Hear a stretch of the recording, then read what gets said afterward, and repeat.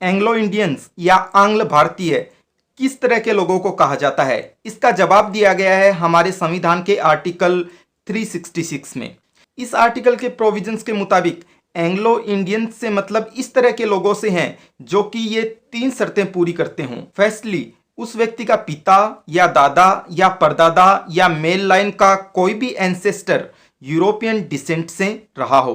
कहने का मतलब कि उस व्यक्ति के पूर्वजों की जो पिता वाली लाइन है उसमें कोई न कोई यूरोप से बिलोंग करता हो। सेकेंडली, उस व्यक्ति का जन्म भारत में ही हुआ हो। And then thirdly and lastly, वह व्यक्ति और उसके पेरेंट्स भारत के परमानेंट रेजिडेंट यानी स्थायी निवासी हों। कहने का मतलब कि भारत में सिर्फ टेम्परेरी पर्पस के लिए कुछ समय के लिए रहने वाला व्यक्ति कभी भी एंग्लो इंडियन होने का क्लेम नहीं कर सकता, क्योंकि इसके लिए भारत का परमानेंट रेजिडेंट होना जरूरी है। इस तरह से इन तीनों की तीनों शर्तों को पूरा करने वाले व्यक्ति को ही माना जाता है भारतीय संविधान के मुताबिक एंग्लो इंडियंस। इस डेफिनेशन का जो सबसे इंटरेस्टिंग फैक्ट है वो ये है कि इसमें जो माता या दादी वाली लाइन है यानी जो फीमेल एंसेस्टर्स वाली लाइन है उसके बारे में कोई भी बात नहीं की गई है।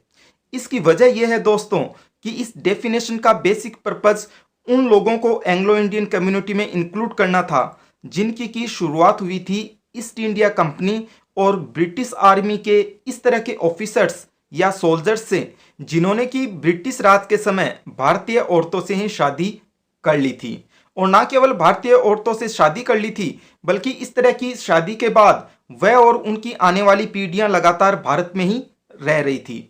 इस तरह से आप देख सकते हैं कि जो माता या दादी वाली फीमेल एंसेस्टर्स वाली लाइन होगी वहां तो सब की सब फीमेल एंसेस्टर्स इंडियंस ही होंगी, इसीलिए उनके बारे में इस डेफिनेशन में कोई भी बात नहीं की गई है और सारा का सारा फोकस किया गया है केवल जो पिता या दादा वाली जो लाइन है यानी जो मेल एंसेस्टर्स हैं उन्हीं पर।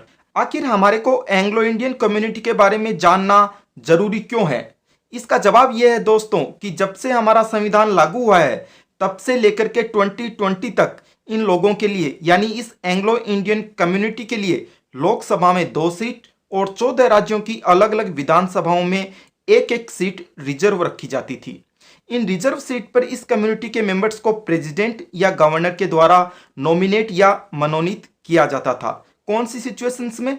केवल उस सिचुएशन में जब प्रेसिडेंट या गवर्नर को यह लगे कि सदन में इस कम्युनिटी का प्रतिनिधित्व है ही नहीं या बहुत कम है। हालांकि अब हमें यह पता होना चाहिए कि 25 जनवरी 2020 के बाद से इस तरह की व्यवस्था को समाप्त कर दिया गया है हमेशा के लिए और आज के दिन एंग्लो इंडियन कम्युनिटी का कोई भी मेंबर नॉमिनेट नहीं किया जाता इंडियन पार्लियामेंट में।